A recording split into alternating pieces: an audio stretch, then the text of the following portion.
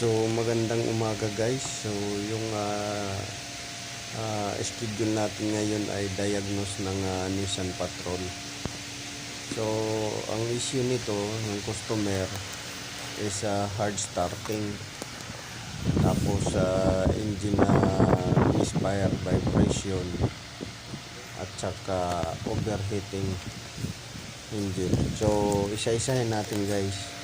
So yung ano nito, hard starting is related doon sa starter motor, yung failure niya. So yung starter motor nito guys, nasa ilalim ng intake manifold. Naka B type po to guys, B8. So nasa gitna siya between ng left and right cylinder. So nasa ilalim siya ng intake manifold. So unahin natin yung hard starting. Yung hard starting nito, ang ano nang mayari, hard starting, sometimes no start.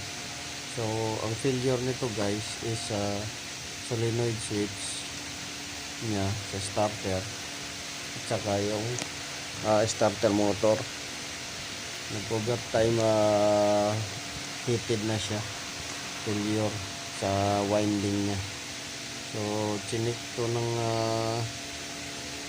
electrician, hindi naman niya ma-check kung saan yung ano starter.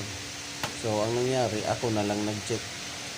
So binaklas ko yung ano, kasi electrician, di ko alam kung talagang tamad lang magbaklas or ayaw lang talaga niya hanapin, kasi hindi raw niya makita yung starter. Sabi ko nasa ilalim ng intake manifold, ayaw naman tanggalin. So ako na lang ang gumawa. So ang ano niyan guys, kung bakit na-trace ko sa ano, diagnose ko na ang failure solenoid switch saka starter motor, kasi tinignan ko guys sa data graph niya. So dapat guys mataas yung ano niya while cranking, yung amps niya, amps ng solenoid switch at saka starter motor.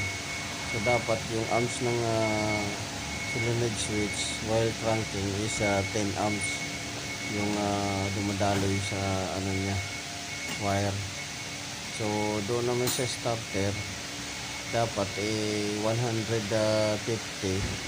to 250 amps yung dumadaloy dapat dun sa wire niya.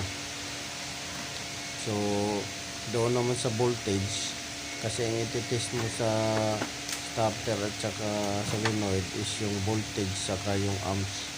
So, sa voltage naman, while cranking, dapat yung solenoid switch sa voltage ititest mo is 9.6 or 10 volts dapat ang pumapasok. So doon naman sa starter motor, dapat ang pumapasok doon na ano voltahe is 12 volts or below 12 volts, mga 11.5. yan, mag-start na po yan siya.